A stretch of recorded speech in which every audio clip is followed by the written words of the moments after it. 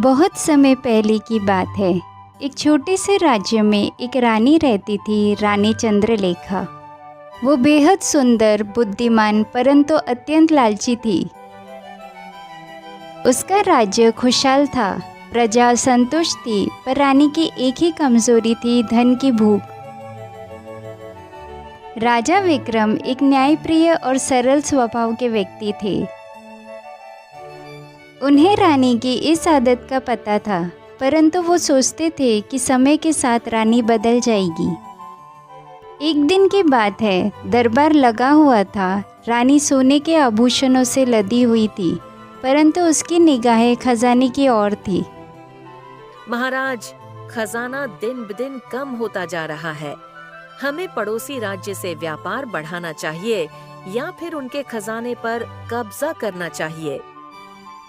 रानी चंद्रलेखा, हमें लालच से नहीं, नीति से शासन करना चाहिए। यदि खजाना कम हो रहा है तो प्रजा की भलाई में खर्च हो रहा है। प्रजा की भलाई? प्रजा तो आपकी प्रजा है।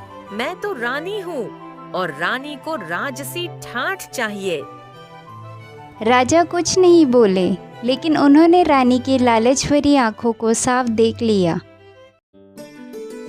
उसी रात राजमहल में एक साधु आए।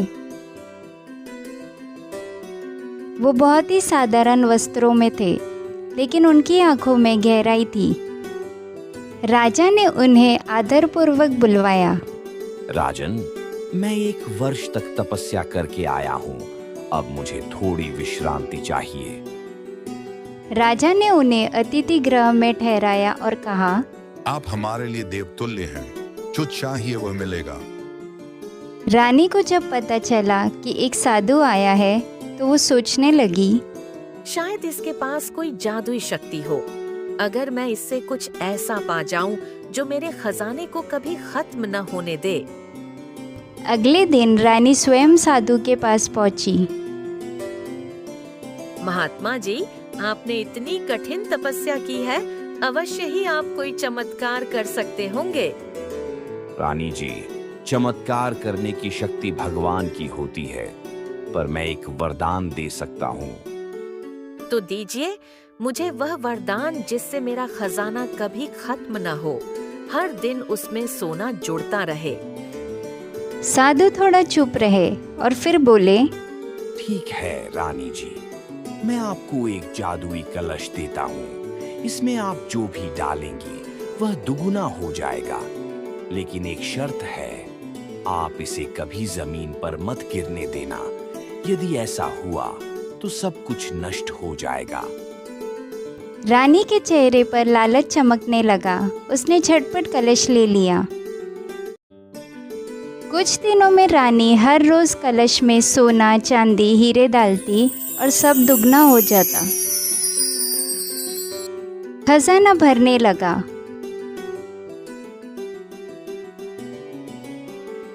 राजा को यह सब अच्छा नहीं लग रहा था। चंद्रलेखा, यह तुम क्या कर रही हो? जरूरत से ज्यादा धन भी कभी कभी अभिशाप बन जाता है। राजा विक्रम, आप बस देखते जाइए, अब हमारा राज्य सबसे अमीर बनेगा। लेकिन लालच का कोई अंत नहीं होता। एक दिन रानी खुद ही खजाने के कमरे में जा रही थी। हाथ में कलश था और उसकी आंखें लालच से चमक रही थी। अचानक उसका पाँव फिसला और जादुई कलश जमीन पर गिर पड़ा और एक अजीब सी आवाज गूंजने लगी, लालच का फल विनाश है। तुरंत ही पूरा महल हिलने लगा। खजानों के कमरे से धुआं निकलने लगा। जो कुछ भी दुगना हुआ था वो सब राख में बदलने लगा। रानी घबरा गई और चिल्लाई, नहीं, यह नहीं हो सकता। मेरा सोना, मेरी दौलत, सब कुछ जा रहा है। राजा दौड़ते हुए वहां पहुंचे। मैंने तुम्हें पहले ही कहा था रानी, लालच का कोई अंत नहीं। साधु ने चेतावनी दी थी, अब भुगतो परिणाम। रानी फर्श पर बैठ गई, रोती हुई, हाथ मलती रह गई, लेकिन अब कुछ नहीं बचा था। कुछ दिन बाद राजा ने घोषणा की कि अब राज्य को फिर से बसाया जाएगा, लेकिन इस बार सादगी और नीति के साथ। रानी अब चुपचाप रहती, साधारण वस्त्र पहनती और दिन भर प्रजा की सेवा में लगी रहती।